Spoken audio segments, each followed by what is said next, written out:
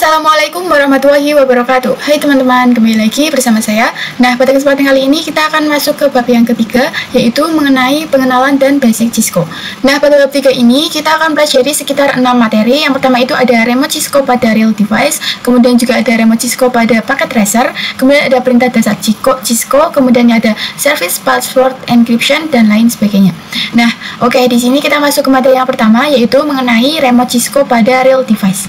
Nah, di sini untuk contohnya, di sini itu ada berbagai device ya teman-teman. Ada CPU, ada laptop, ada kabel, dan juga ada berbagai port. Nah, port-port ini itu disebut sebagai interface yang berfungsi sebagai akses poin yang dapat menghasilkan sebuah internet. Nah, di sini ada yang namanya console port. Nah, ini adalah port yang digunakan untuk meremote ya teman-teman.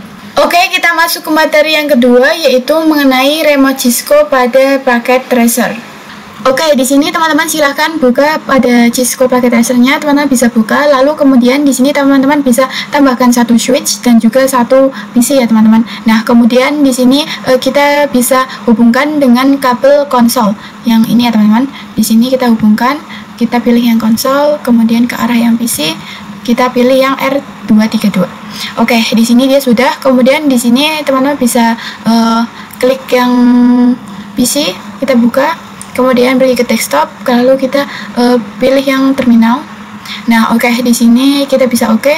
Nah, oke, di sini jika dirasa dia itu masih kekecilan, di sini teman-teman bisa pergi ke option, kemudian preference. Nah, kita pergi ke font. Nah, di sini pada bagian CLI-nya, misalnya di sini saya pilih yang 13 ya, teman-teman. Nah, oke, di sini kita bisa coba buka lagi ke terminal, kemudian oke. Nah, oke, di sini dia sudah agak lumayan jelas ya, teman-teman. Oke, kita masuk ke materi yang ketiga, yaitu mengenai perintah dasar Cisco. Oke, di sini teman-teman silahkan buka Cisco packet tracer-nya. Nah, kemudian di sini teman-teman bisa tambahkan satu switch saja. Kemudian di sini kita bisa klik untuk switchnya. Kemudian di sini kita bisa pergi ke CLI. Nah, di sini dia ada tanda lebih dari ya teman-teman. Ini itu menunjukkan bahwa kita sedang berada pada user mode. Di sini misalnya kita ketikkan tanda tanya. Nah, di sini maka dia akan memberikan informasi mengenai aksesnya itu apa saja. Namun di sini ketika kita berada pada user mode, itu aksesnya ada yang dibatasi ya teman-teman, tidak banyak seperti kita pada preference atau global mode. Nah, untuk masuk ke preference kita bisa ketikkan ENA ataupun enable ya teman-teman. Di sini kita bisa enter. Nah, oke, di sini dia menunjukkan tanda pagar, ini menandakan bahwa kita sedang berada pada preference. Kemudian di sini kita bisa klik tanda tanya. Nah, di sini dia akan memunculkan informasi-informasi yang ada pada preference ya teman-teman. Oke, di sini ada more. Di sini ketika kita coba enter. Nah, tadinya di sini yang paling bawah itu adalah show. Nah, di sini dia akan berganti menjadi SSI ya teman-teman. Nah, kemudian di sini kita bisa spasi aja ya. Kemudian di sini untuk masuk ke global mode, di sini kita bisa ketikkan conf t. Kemudian di sini kita enter. Nah, oke, di sini kita sudah masuk ke mode global mode-nya. Nah, kemudian di sini ada kurung buka, config, kurung tutup pagar. Nah, maka di sini itu menunjukkan bahwa kita itu berada pada global mode. Nah, di sini kita coba untuk tanya-tanya. Nah, di sini dia akan memunculkan konfigurasinya atau informasinya. Itu di sini dia akan lebih banyak ya teman-teman. Nah, pada global mode ini kita juga bisa untuk ubah isi di dalamnya ya teman-teman. Oke, kita masuk ke materi yang keempat, yaitu mengenai service password encryption. Nah, di sini kita akan coba menambahkan password pada switch kita agar tidak mudah dihack. Oke, di sini teman-teman silahkan buka Cisco packet tracer-nya. Nah, kemudian di sini kita bisa klik pada switch, kemudian di sini kita bisa pergi ke CLI. Nah, kemudian di sini kita bisa masuk ke enable, kemudian masuk ke conf t. Nah, kemudian di sini kita bisa masukkan untuk passwordnya. Enable, misalnya di sini password 123 ya teman-teman. Kemudian di sini kita bisa enter. Kemudian di sini kita bisa exit, lalu exit lagi. Nah, oke, di sini kita coba untuk masuk ke preferensinya. Seharusnya di sini kita dimintai password ya teman-teman. Ini masuk ke enable. Nah, oke, di sini kita dimintai password. Jadi kita masukkan password yang tadi kita masukkan 1 2 3, kemudian kita enter. Nah, oke, di sini maka dia sudah bisa ya teman-teman. Nah, kemudian di sini kalian juga bisa untuk cari tahu berapa sih password yang kita masukkan. Di sini kita bisa show run. Nah, oke, di sini terlihat ya teman-teman, password yang kita masukkan itu adalah 1 2 3. Tapi kalau kita pakai enable password itu kurang secure ya teman-teman, atau kurang aman. Jadi ada yang lebih aman, yaitu ketika kita menggunakan password secret atau enable secret. Oke, di sini kita masuk ke conft terlebih dahulu ya teman-teman. Kita masuk ke conft, kemudian di sini kita ketikkan enable password. Pas enable secret CCNA ya misalnya teman-teman. Di sini kita bisa enter. Nah, kemudian di sini kita bisa exit lagi. Nah, kemudian di sini kita bisa masukkan. Nah, oke, di sini dia memintai password ya teman-teman. Nah, di sini kita bisa masukkan password yang 1 2 3 ataupun password yang secret CCNA tadi. Di sini kita masukkan ke CCNA saja, kita enter. Nah, oke, di sini dia sudah berhasil ya teman-teman. Kemudian kita coba untuk show run. Nah, oke, di sini dia pada bagian enable secretnya itu password yang kita masukkan itu diterjemahkan ya teman-teman. Jadi kita tidak tahu passwordnya itu tadi apa. Nah, jadi di sini kita akan coba untuk buat enable password yang 1 2 3 ini akan menjadi seperti enable secret. Nah, misalnya caranya di sini kita menggunakan service password encryption ya teman-teman. Di sini kita masuk ke conft. Ini kita bisa tambahkan tanda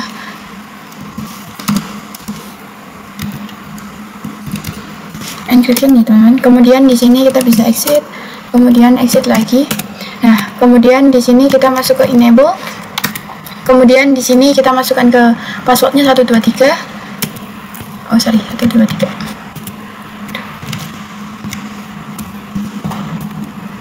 Oke, di sini saya sudah bisa ya teman-teman. Nah, kemudian di sini kita bisa show run. Nah, oke, di sini di sini pada bagian enable password yang tadinya itu 1 2 3 itu dia sudah berubah menjadi terjemahan ya teman-teman. Nah, sebetulnya itu untuk enable secret itu kita bisa cek atau lihat pada Google. Nah, di sini kita bisa kopikan untuk IP terjemahannya. Kita Ctrl C. Oke, di sini teman-teman bisa buka Google Chrome. Nah, kemudian di sini teman-teman bisa search Cisco password 7 decryption. Nah, kemudian di sini misalnya kita buka yang Cisco password cracker ya teman-teman. Nah, kemudian di sini kita bisa pastekan ya di sini. Oke, di sini teman-teman bisa pastekan untuk IP yang diterjemahkan ya teman-teman. Di sini saya sudah pastekan. Nah, kemudian di sini teman-teman bisa crack password. Nah, di sini untuk plain text-nya itu adalah 1 2 3. Nah, di sini maka plain text-nya itu dia sudah diterjemahkan ke passwordnya yaitu 1 2 3. Oke, kita masuk ke materi yang kelima, yaitu mengenai konfigurasi IP address pada Cisco router. Oke, di sini teman-teman silahkan buka Cisco packet tracernya. Nah, kemudian di sini teman-teman bisa siapkan atau tambahkan 1 router, kemudian 1 switch. Nah, lalu di sini teman-teman juga tambahkan 3 VPC ya teman-teman. Nah, kemudian di sini kita bisa hubungkan dengan kabel otomatis. Misal kita bisa dari router ke switch, kemudian di sini dari switch ke PC 1, kemudian dari switch ke PC 2, lalu kemudian di sini dari router ke PC 3. Kemudian di sini teman-teman bisa tambahkan untuk nodes-nya. Di sini tambahkan nodes 10.10.0/24 ya teman-teman. Kemudian di sini untuk yang mengarah ke flash Ethernet yang 0/1 itu 20.20.0/24. Kemudian di sini untuk itunya itu 10.2 untuk PC 1, kemudian untuk PC 3 itu 10.3, kemudian untuk routernya itu 10.1, kemudian yang ke PC 3 itu 20.2 ya teman-teman. Nah, kemudian di sini kita akan lanjutkan untuk konfigurasinya. Jadi di sini kita bisa klik ke router. Di sini kita bisa klik router, lalu kita pergi ke CLI. Nah, kemudian di sini kita bisa ya teman-teman. Oke, di sini kita bisa masuk ke enable. Kemudian di sini kita masuk ke conf t. Kemudian di sini kita bisa masukkan interface fa 0/0 ya teman-teman. Kemudian di sini kita bisa, kemudian kita masukkan IP-nya, IP address 10.10.10.1, kemudian 255.255.255.0. Oke, di sini kita bisa enter. Kemudian di sini kita bisa aktifkan dengan no shoot one. Oke, di sini dia sudah ya teman-teman. Nah, kemudian di sini kita lakukan yang ke interface fa 0/1. Oke, kemudian kita masukkan IP address 20.20.1, kemudian 255.255.0 sama ya teman-teman. Kemudian di sini. Kemudian jangan lupa untuk aktifkan no shoot one. Oke, di sini kita sudah. Nah, kemudian kita konfigurasikan untuk PC satunya. Di sini kita bisa pergi ke desktop, kemudian configuration. Nah, di sini kita masukkan IP 10.10.10.1.2 ya teman-teman. Kemudian di sini untuk gateway-nya yaitu 255.255.0. Kemudian untuk default gateway-nya yaitu .1 ya teman-teman. Oke, kita lanjut ke PC 2. Di sini kita bisa pergi desktop, IP configuration. Nah, kemudian di sini untuk PC 2 kita masukkan 10.10.10.3. Kemudian untuk gateway-nya yaitu 255.255.0. Kemudian untuk gateway-nya yaitu sama, yaitu 10.10.10.1. Oke, di sini sudah. Kemudian kita konfigurasikan pada PC 3. Kita pergi ke desktop, IP configuration. Kemudian di sini kita masukkan 20.20.20.2. Kemudian untuk gateway-nya 255.255.0. Kemudian untuk gateway-nya yaitu 20.20.1 ya teman-teman. 1. Oke, di sini sudah selesai. Oke, di sini untuk pengujiannya teman-teman bisa kirimkan surat, misalnya di sini dari PC 1 ke PC 3. Oke, di sini dia successful ya teman-teman. Nah, kemudian di sini kita bisa coba lagi dengan PC 3 ke PC 1. Nah, oke, dia successful. Kemudian di sini kita coba untuk PC 2 ke PC 3. Nah, oke, di sini dia juga sudah successful ya teman-teman. Oke, kita masuk ke materi yang ke-6 atau materi yang terakhir, yaitu mengenai perintah N. Oke, di sini teman-teman silahkan buka Cisco paket tracernya. Nah, kemudian jadi di sini untuk sebenarnya itu untuk perintah N itu mirip dengan exit, hanya saja nanti ada perbedaannya. Nah, di sini untuk lihat perbedaannya teman-teman bisa masuk ke router, kemudian di sini teman-teman bisa masuk ke CLI, kemudian di sini kita masukkan perintah conf t, kemudian di sini kita enter, kemudian di sini kita masuk ke interface fa 0/0. Ini kita masuk. Oke, di sini kita coba untuk exit ya teman-teman. Kita coba untuk exit.